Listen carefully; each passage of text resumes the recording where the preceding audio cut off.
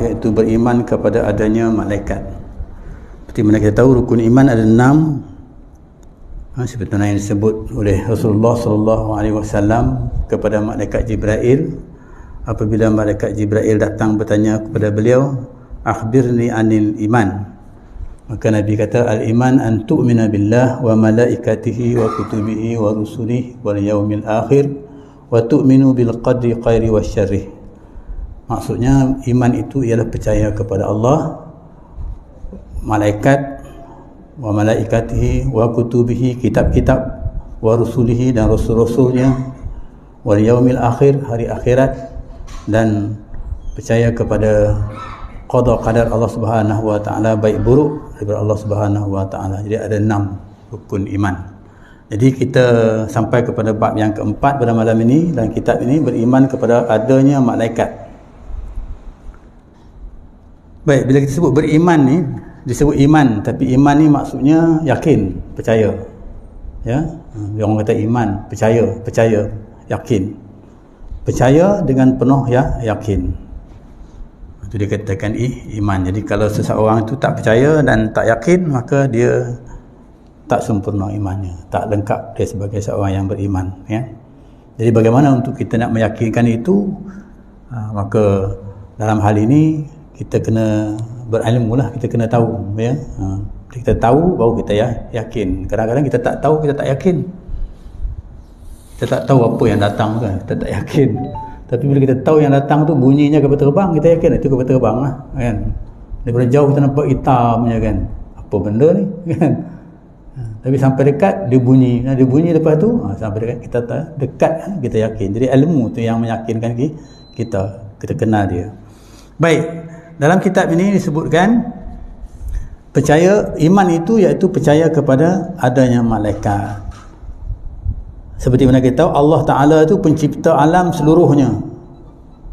Dia mencipta alam ni seluruhnya. Maksudnya alam ni bumi, matahari, bulan, bintang, apa sajalah yang ada dalam alam ini, alam buana yang luas ini, ya, cakrawala yang luas ini, itu dia kata ciptaan Allah Subhanahu wa taala. Allah yang mencipta seluruhnya, dan dialah menguruskan dan mentadbirkan segala hal ehwalnya dengan mengadakan undang-undang dan peraturan bagi tiap-tiap satunya, termasuklah kita. Ya, Allah jadikan kita, dialah menguruskan kita, dialah beritahu. Jadi itu dikatakan Allah itu pencipta, ya.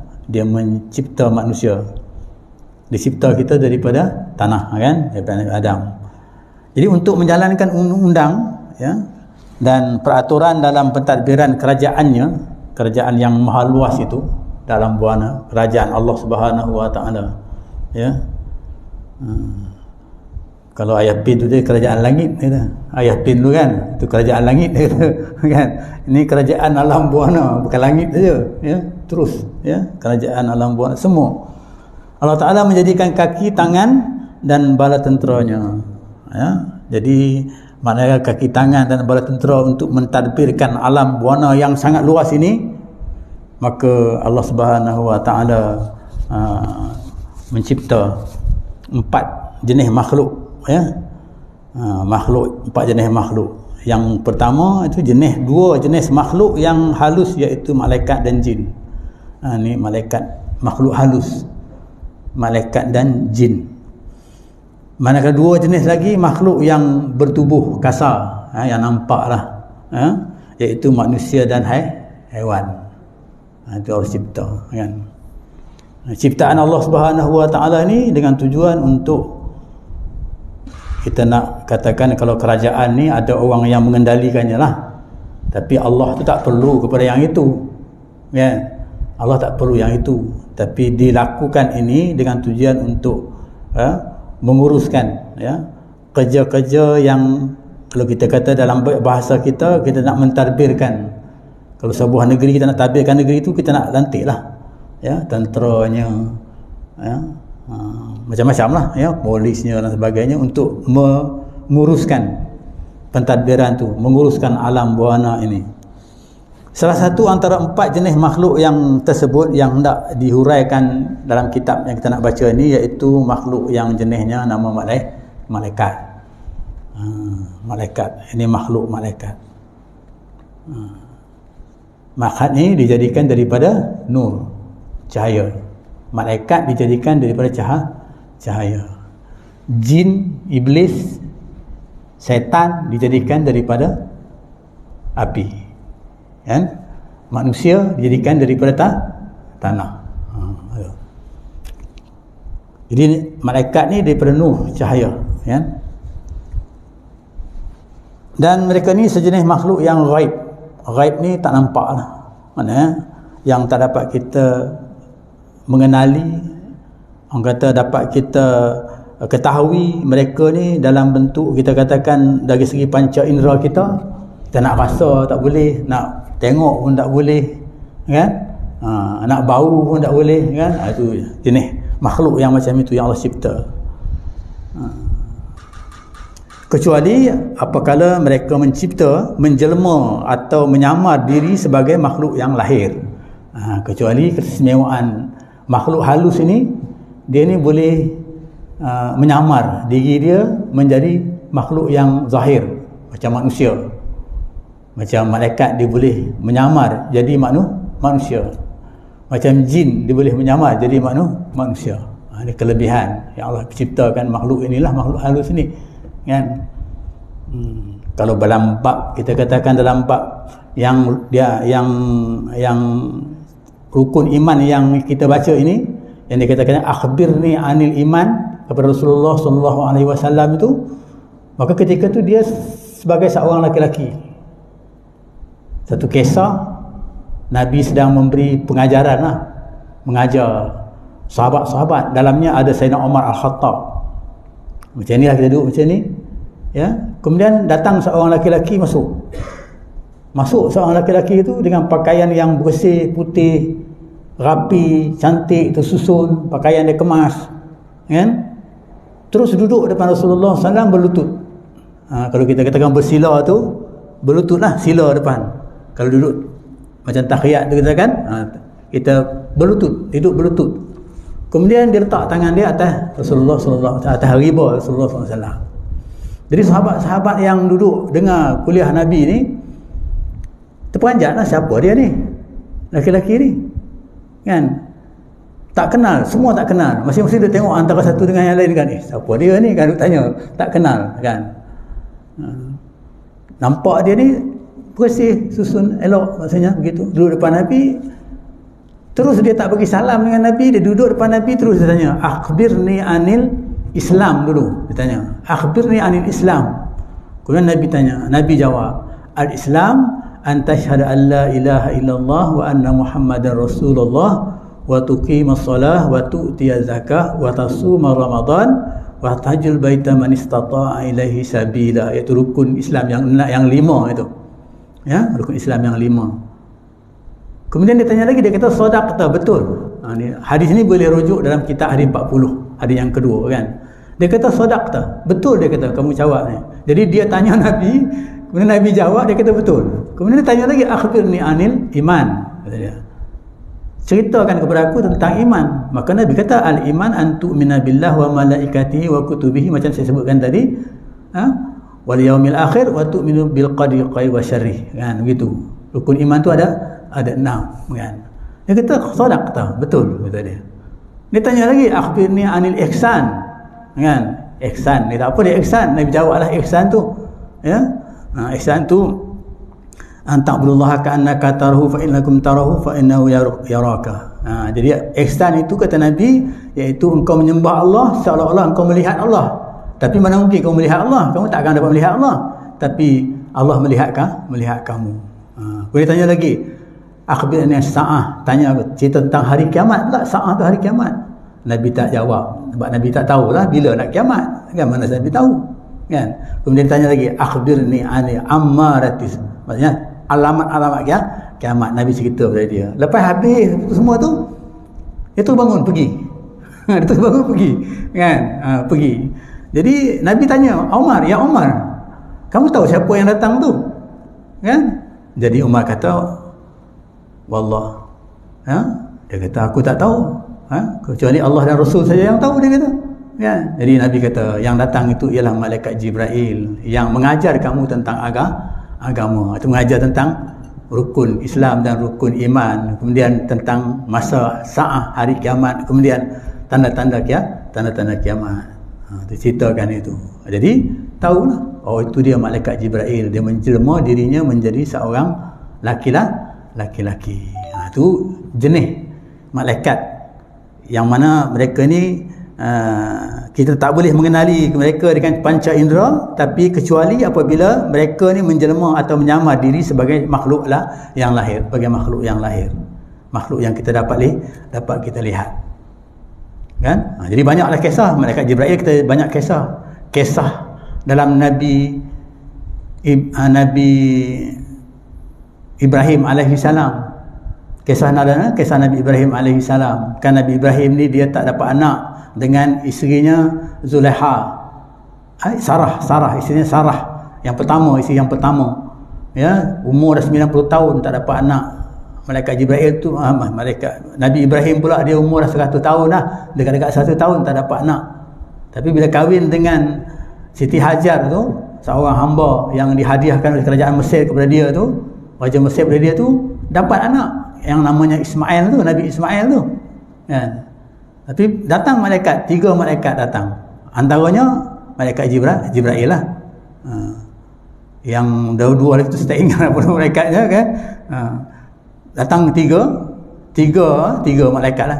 3 orang tak boleh lah, kan. 3 malaikat tak boleh panggil orang, kan. Dia sebab bukan macam orang, kan. Tiga malaikat datang. Jumpa dengan Nabi Ibrahim. Kata kepada Nabi Ibrahim, ya Ibrahim, kamu akan mendapat anak namanya Ishak namanya Ishak. Dia kata yang akan dilahirkan oleh Sarah. Itu berita gembira bagi Nabi Ibrahim lah, kan. Itu cerita. Kemudian dia bawa datang tu buat 2 berita, satu berita gembira, satu berita duka cita. Berita duka cita pula dia kata lepas ni nak pergi jumpa dengan Nabi Lut, nak menyampaikan berita duka cita kepada Nabi Lut bahawa bumi Sadum tu akan diterbalikkan. Bumi Sadum tu, tempat Nabi Lut duduk tu, maknanya akan diterbalikkan kerana mereka ni mengamalkan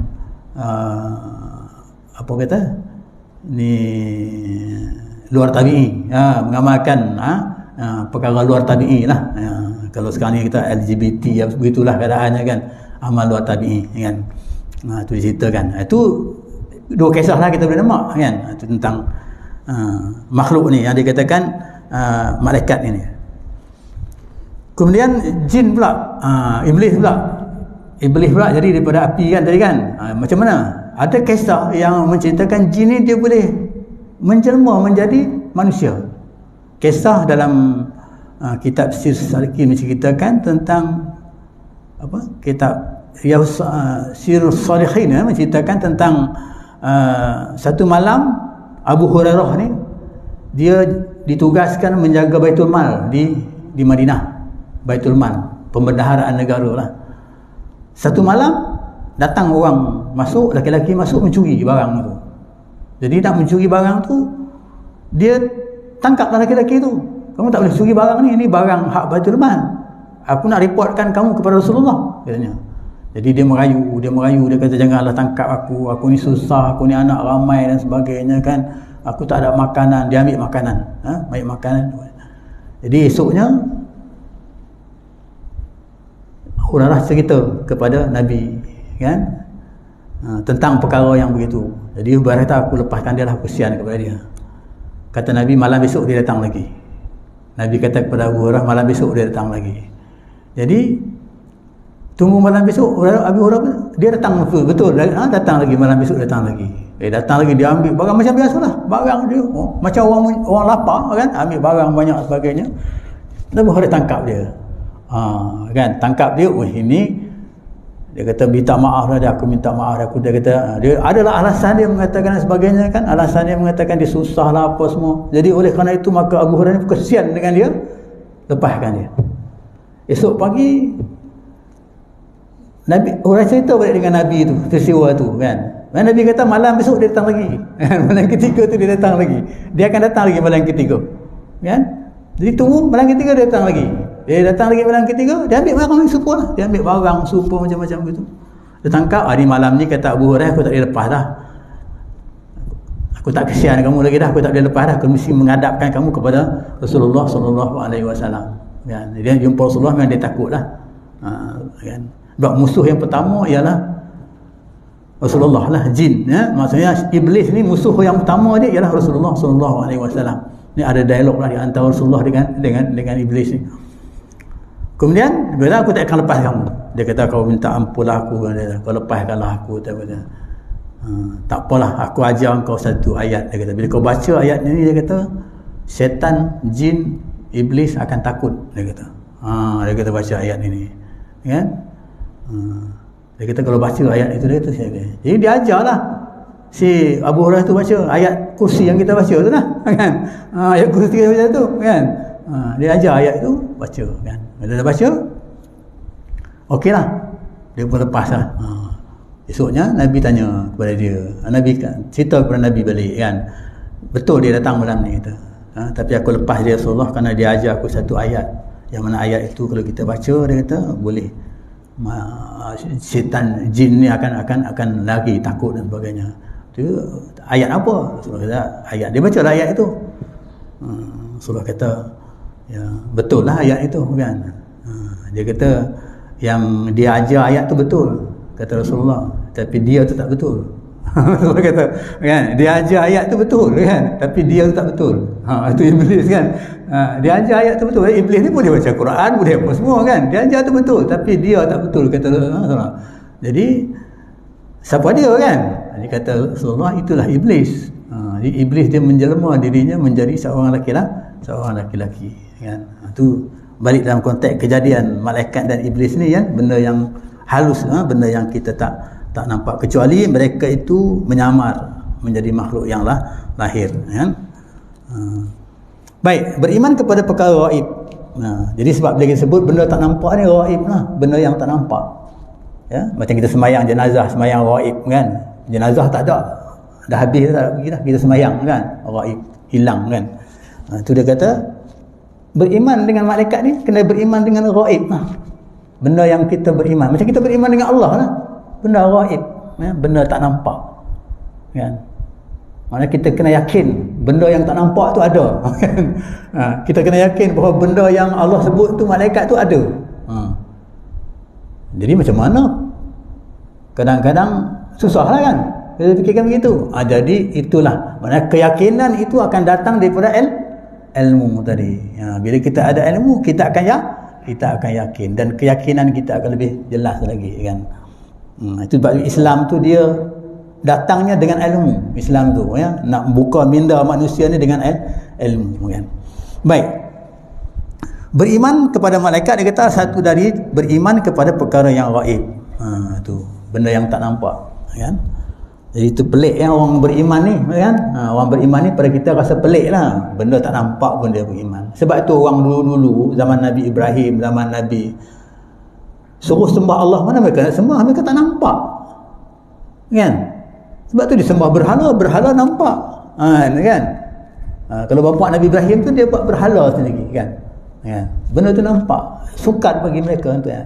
Kenapa? Kerana nak meyakinkan tu ya, nak beriman kan, nak yakin itu sangat sukar. Tapi keyakinan tu boleh datang dengan fikrah, dengan akal kita, ilmu yang ada kepada kita. Keyakinan kita dengan akal kita, tu yakin tu boleh datang begitu ya. Kita kata pahala lah, kita katakan pahala. Kita yakin tak dengan pahala Allah bagi kepada kita? Kita yakin kan? Kita yakin pahala Allah bagi dengan kita. Sebab disebutkan dalam hadis dalam Quran, ajrun tu pahala ya. Kita semayang tadi berjemaah tu, pahalanya dapat 27 lebih baik daripada semayang seorang diri. Itu pahala. Kita nampak tak benda tu? 27 tu kita tak nampak ya. Bagaimana kita nak yakin benda tu tak nampak? Tapi nampaknya orang itu berdasarkan kepada yakin dia dengan ilmu dia. Dia belajar, dia banyak yakin dengan ilmu Allah Subhanahu wa taala. Dia akan yakin, dia nampak. Sebab keyakinan tu akan datang dengan keyakinan dia dengan ilmu yang ada kepadanya kan. Dia nampak.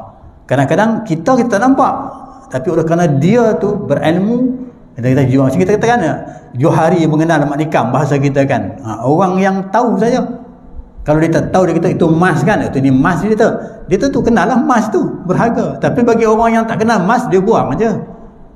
Macam kita bagi buruk dekat, kita bagi bunga kat beruk kita kan.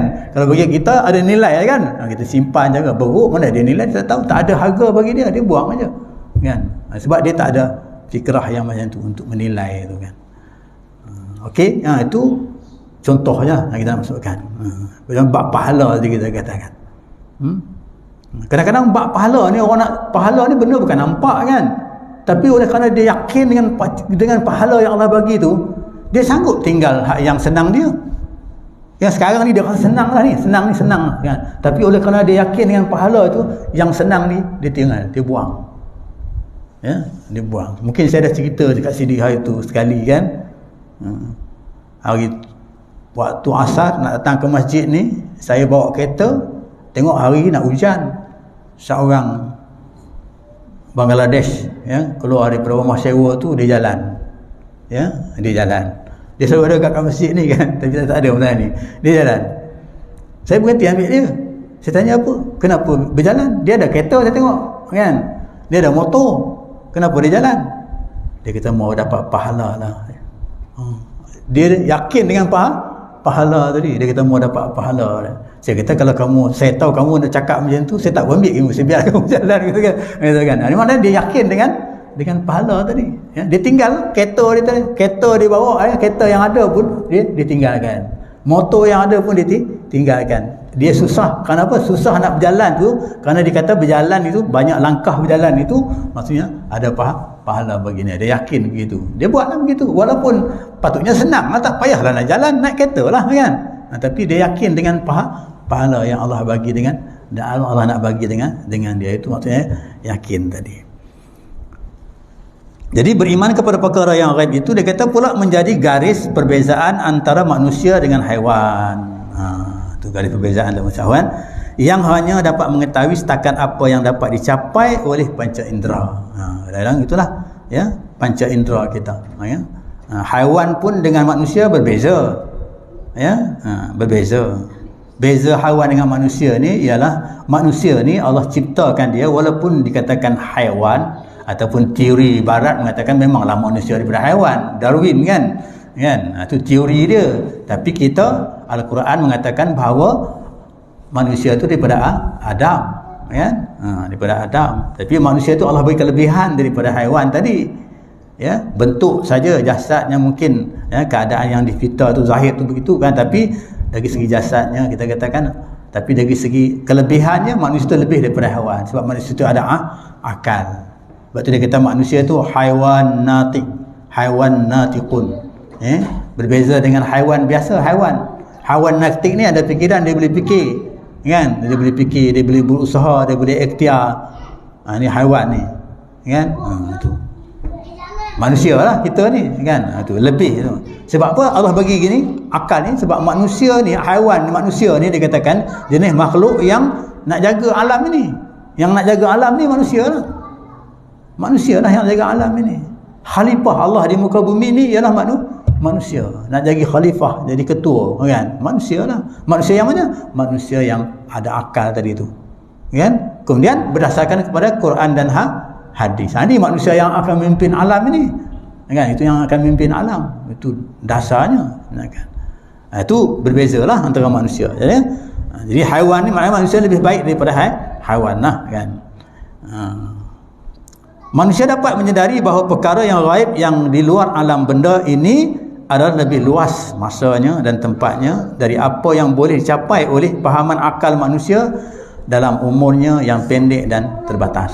Jadi manusia ni maksudnya dia boleh menyedari perkara-perkara yang gaib ini berdasarkan pada ilmu dia, berdasarkan kepada masa dia hidup, berdasarkan kepada kita katakan pengalaman dia dan sebagainya. Berdasarkan kepada pengalaman dia akan tahu keadaan ini. Kita dengan maka bagi menyelamatkan tenaga akal yang terbatas, akal ini terbatas. Yang terbatas ini dari terbuang dengan sia-sia, tidak lah patut dia tadi digunakan dia pada perkara-perkara yang tidak dapat dikuasainya. Jadi kalau kita nak fikir tentang kuasa Tuhan tu, ya, memang tak boleh kita fikirlah. Sebab fikiran tak sampai ke peringkat itu.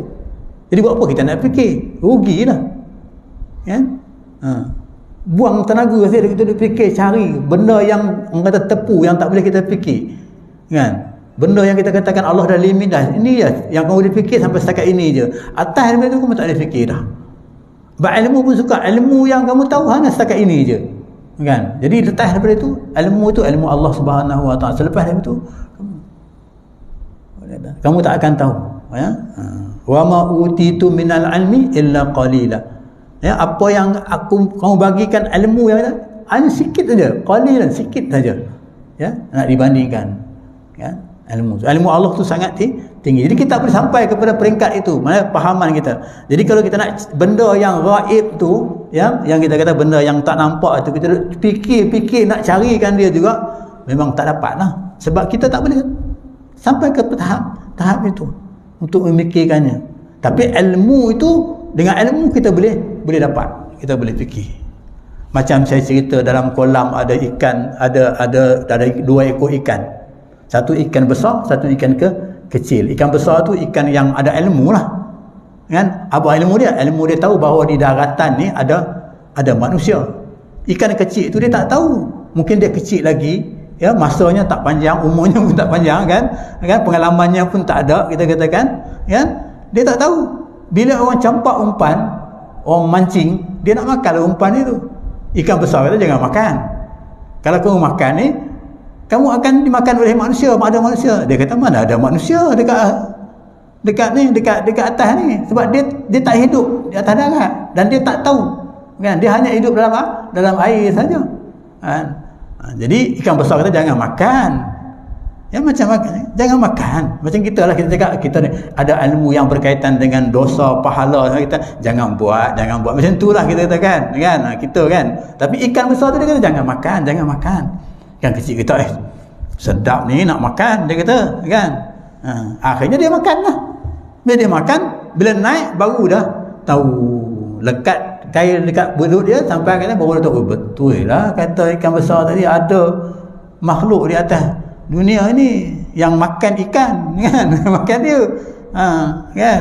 Itu ada nak sedap cerita orang kita disiang dia, baru dah ketika itu dia tahu bahawa dia tu disiangkan, dibasuhkan, kemudian digorengkan dan dimakan, kan. Itu nak sedapkan cerita lah, kan. Tapi ceritanya begitulah, maksudnya ilmu tu, ya, ilmu ikan besar tadi itu mengetahui. Macam kita dah ilmu, kalau kita kata duduk sekarang tanpa ilmu, mana kita tahu kita katakan di arasat, di kata apa kata dia katakan macam Nabi Isra Mi'raj tu, kan, langit pertama, langit kedua, langit ketiga tu, mana kita tahu kalau tanpa ilmu, tanpa kita diberitahu bulan jaraknya berapa dengan bumi tu, mana kita tahu, kan.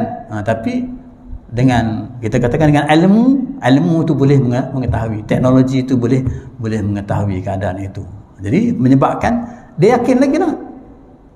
Sebab tu orang yang berilmu dia lebih yakin kepada Tuhannya, kepada Allah Subhanahu Wa Taala, ya, daripada orang yang tak berilmu, kan.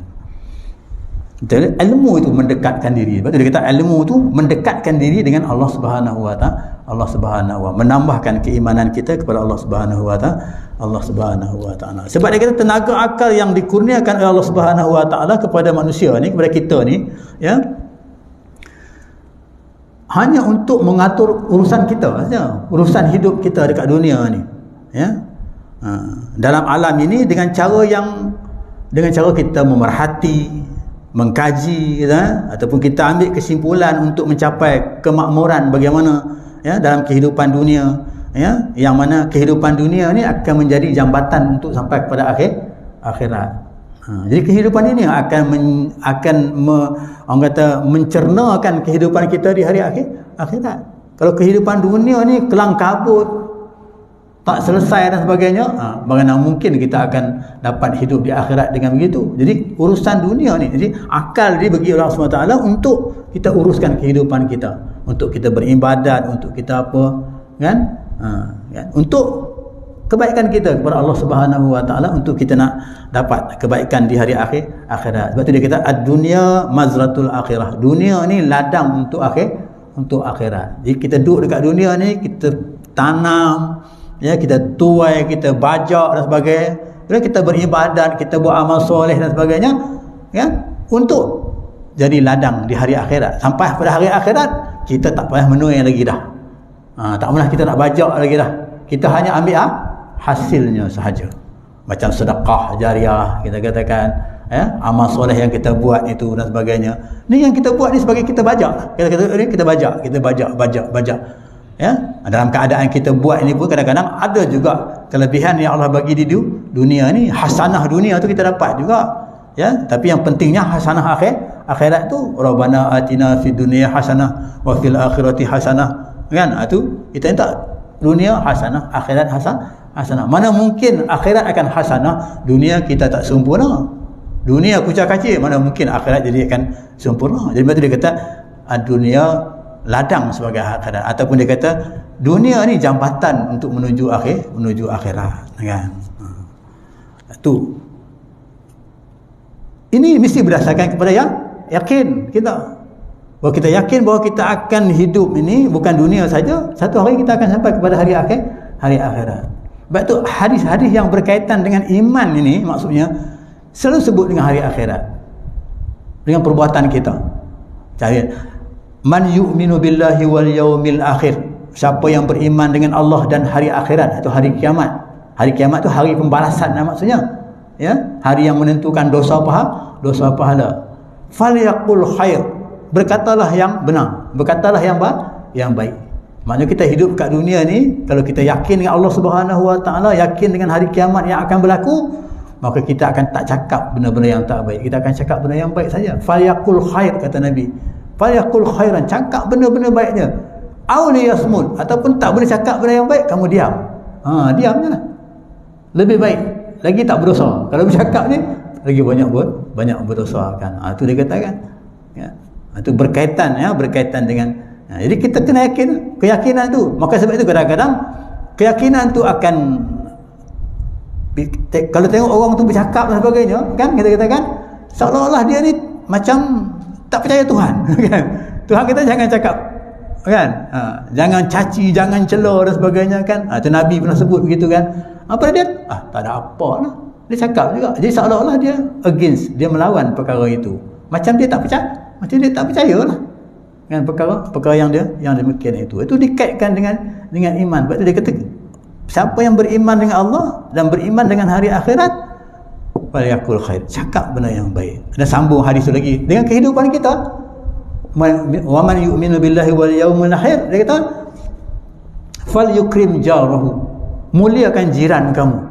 Sebab kita hidup manusia ni berjiran, kena berkawan, ukhuwah, kena berkawan, mesti berjiran. Muliakan jiran kamu, jangan caci jiran kamu, jangan apa. Itu Nabi ajak kita dalam hadisnya mengatakan begitu. Yukrim, muliakan jiran kamu, kan. Maksudnya yakin tak? Kita yakin lah. Kalau kita yakin dengan Tuhan dan yakin dengan hari akhirat tadi, yakin dengan ada malaikat ni, kalau malaikat ni dia akan mencatat lah apa yang kita kiraman katibin tu, maksudnya dia, apa yang kita sebut tu dia akan catat lah, kan. Kita yakin tak, kan? Ni saya bercakap ni, kan, ni malaikat duk catat.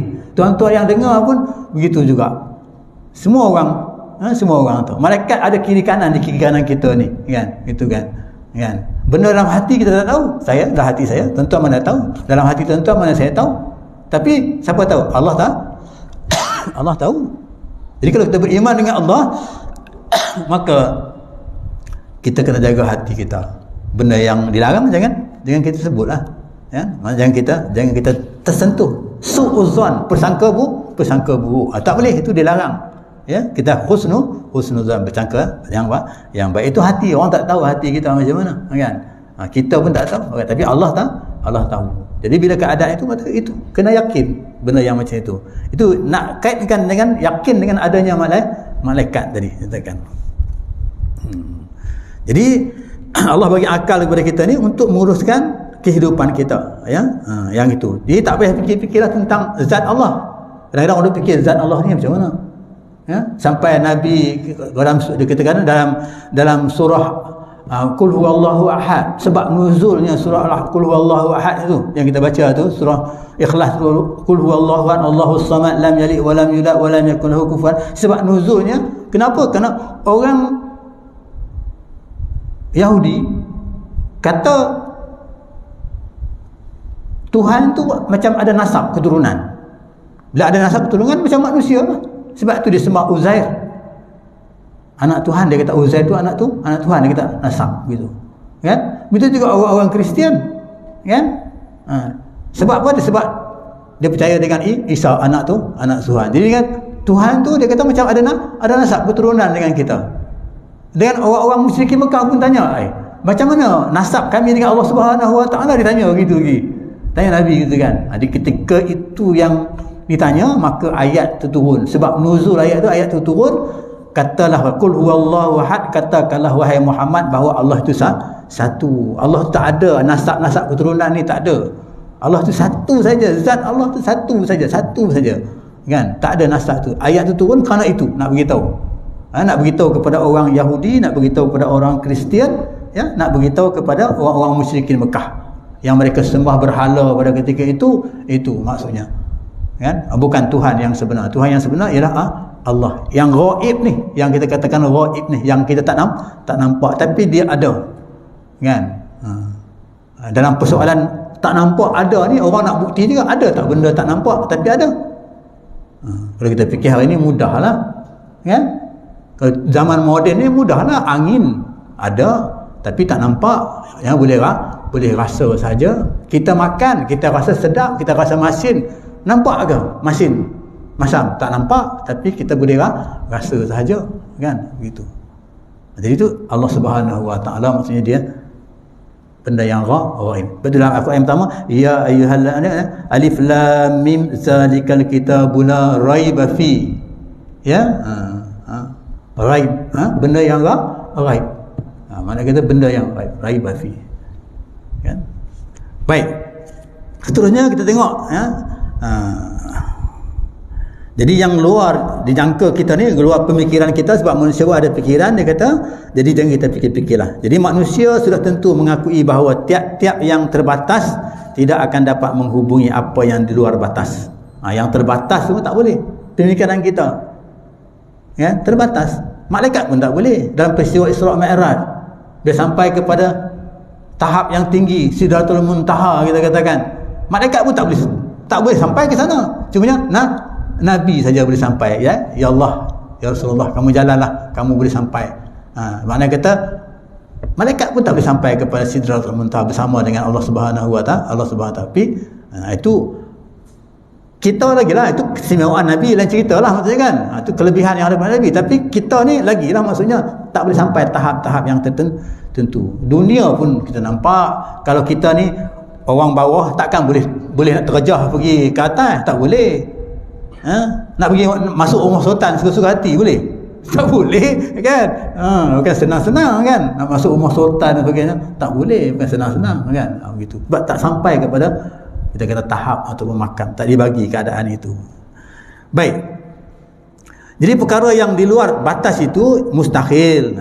Mustahil lah dapat dicapai oleh kuasa pemikiran. Jadi kalau kita nak fikir ni memang tak boleh kan, kuasa pemikiran. Maka sebab itu pemikiran ni, ada pemikiran boleh fikir, ya, tapi dalam bab zat Tuhan, dalam bab ghaib ni, yang cerita malaikat ni, tak boleh kita fikir kan. Cuma kita boleh dapat maklumat hanya daripada Allah Subhanahu Wa Taala berdasarkan Al-Quran yang diceritakan dalam Al-Quran kepada Nabi Muhammad SAW. Nabi cerita kepada kita, yang itu kita tahu. Ilmu tu kita tahu, ilmu tu kita dapat. Kenapa? Kerana Nabi cerita dengan kita, Nabi sampaikan kepada kita kan. Jadi kata manusia sudah tentu mengakui bahawa tiap-tiap yang terbatas tidak akan dapat menghubungi apa yang di luar batas. Dan dengan itu dia kata, maka akal dengan sendirinya terpaksa mengakui bahawa yang pertama, dia kata mustahil nak capai benda yang pemikiran tak boleh sampai ke sana. Mustahil, ya, nak capai. Macam kita katakan ikan yang kecil tadi lah, mustahil dia nak capai memikirkan macam ikan yang besar. Sebab dia tak fikir lagi, dia tak sampai lagi pemikiran dia untuk memikir yang macam itu. Sebab dia baru, kan, lama tak hidup, pengalaman tak ada dan sebagainya, kan, begitu. Kemudian yang kedua, dia kata perkara yang tidak dapat dicapai oleh kuasa pemikiran itu tidak mesti ketiadaan sabitnya dalam bahagian perkara-perkara ghaib yang tersembunyi, kan. Dan yang ketiga, maklumat-maklumat mengenai perkara-perkara ghaib ni hanya boleh diterima dari Allah saja, ya, perkara yang lagi maha bijaksana, Allah yang maha berkuasa, lagi maha bijaksana, yang ilmunya meliputi perkara-perkara zahir dan batin. Zahir yang dinampak, kalau kita ilmu kita nampak, kan, ilmu batin itu kita nampak. Kecuali ilmu batin bagi orang-orang yang tertentu lah, kan, yang Allah bagi kuasa kepada dia. Itu dia kata apa, kalau dekat Indonesia dia kata laduni, ya, ilmu laduni, kan, ilmu laduni batin, ya. Batin ni yang dibagilah kepada orang-orang yang tertentu, kan. Jadi perkara-perkara ghaib ni dan nyata. Maklumat-maklumat yang tersebut ialah segala apa yang datang dari Allah Subhanahu Wa Taala melalui Al-Quran dan hadis Nabi sallallahu alaihi wasallam. Jadi mesti dasarnya daripada Nabi sallallahu alaihi wasallam. Jadi pengakuan yang demikianlah yang dikatakan satunya asas agama, di antaranya rukun, iaitu rukun-rukunnya ialah percayakan wujudnya yang disebutkan tadi, iaitu malaikat. Jadi berdasarkan kepada itu, maka akan fikiran kita, berdasarkan keterbatasan kita dan sebagainya, dan keyakinan itu akan. Jadi dalam bab malaikat ni maksudnya mesti ada keyakinan kepada kita, ya. Sebab itu bila kita query tentang hal ini, maka dikatakan akan binasa iman kita, akan binasa iman kita. Jadi bagaimana kita nak meyakinkan ini, kan? Baik, itu dalam bab malaikat ini, kan. Jadi sebelum tu kita akan sambung lagi insya-Allah, ya, pada masa yang akan datang. Dia nak bagi hujah kepada kita bagaimana, ya, walaupun kita ada akal fikiran, walaupun kita ni, ya, ilmu ada, macam disebutkan tadi, ilmu ada dan sebagainya, tapi dalam bab perkara-perkara yang ghaib ini, maksudnya kita mesti kena yakin berdasarkan ilmu yang ada kepada kita, kan. Jadi disebut malaikat seperti mana kita tahulah, insya-Allah kita akan sambung, iaitu tentang ada menurut, ya, asar. Dia kata asar ni maksudnya apa yang disebut oleh ni sahabat, ya, sahabat Sa'id As-Saib, dia kata bahawa malaikat itu bukan laki-laki dan bukan perempuan, dan mereka tidak makan dan tidak minum dan tidak tidur. Itu disebut, tambah sikitlah dia punya orang kata sifat-sifat malaikat itu, ya. Betul itu kata Sa'id As-Saib, ya, asal daripada Nabi, daripada sahabat-sahabat, dia kata laki-laki dia bukan laki-laki, dia bukan perempuan, ya, tidak makan, tidak minum dan tidak tidur. Dia bukan laki-laki, perempuan ni apa dia? Jangan kita pergi kepada yang lain pula, kan. Jangan pergi kepada yang ada dekat dunia ni, kan. Jadi tak boleh kita nak sebab dia ghaib ni benda yang tak jelas, tak boleh kita nak fikir. Tak boleh kita ni kalau dah laki-laki bukan, perempuan bukan, khunsa lah kot, kan. Tak boleh kita pertimbangkan macam itu, kan. Sebab itu yang kita nampak dekat dunia, kan. Tapi yang disebutkan di sini iaitu maksudnya nak jelaskan daripada kata ni asal lah sebutkan. Kemudian nabi-nabi itu, malaikat-malaikat ni adalah tugas-tugasnya, insya-Allah kita akan bincangkan pada masa yang akan datang, insya-Allah pada minggu depan, iaitu hari Selasa minggu depan kita akan bincang lagi tentang nama-nama malaikat, kemudian detail mengenai dengan sifat-sifat malaikat ini, kan. Dan kalau kita yakinlah, kita yakin yang malaikat ni kiraman katibin ni ada di kanan kita, ya. Dia kata kiraman katibin, raqib dan atid ni ada di kanan kita, kan. Jadi pasti kita tak akan buat sesuatu yang jelek lah, kita katakan, yang tak elok, kan. Benda yang tak elok pasti kita tak akan buat. Ada orang tengok kita. Itu yang konsep malaikat, konsep percayakan malaikat, itulah maksudnya. Selain daripada Allah Subhanahu Wa Taala, Allah dah pasti dah, kan. Ya, orang tak nampak pun Allah nampak. Sebab itulah kata aku bagi pahala puasa kepada orang yang berpuasa, itu maksudnya aku yang bagi, bukan orang lain bagi. Sebab Allah dia yang tahu orang berpuasa itu dalam hati dia puasa ke, dia tak puasa ke, boleh puasa macam mana kan, Allah dia tahu kan. Allah kata dalam pahala tu aku bagi, aku yang menilai dia kan. Tapi kalau semayang tengok berjamaah ni dah, Allah kata dah 27 dah dapat, contohnya begitu kan. Tu yang disebutkan tentang malaikat-malaikat tadi kan. Perkara-perkara yang disebutkan di sinilah. Jadi insya-Allah kita akan sambung pada masa yang akan datang. Wallahu a'lam. Mudah-mudahan sedikit ilmu ini dapat membimbing kita ke arah untuk yakin bahawa di kiri kanan kita ni ada yang baik dan ada yang tak baik. Kiraman katibin. Jadi kita nak pilih yang mana? Kalau ikut waras manusia ni khalifah Allah tadi. Bila khalifah Allah, kita mesti pilih yang baik kan. Jadi nak pilih yang baik tu mesti berasas, kita katakan kita kena dekatkan dengan yang baik. Jadi kita kena rasa begitu, kena rasa ada ni. Kita pun kalau tengok orang, kita nak buat satu benda, orang tengok kita tak buat kan. Jadi kita kena rasa begitulah kan. Begitu keadaan. Baik, saya berhenti setakat itu. InsyaAllah aku qouli hadza wa astaghfirullah. Assalamualaikum warahmatullahi wabarakatuh. Wallahu a'lam.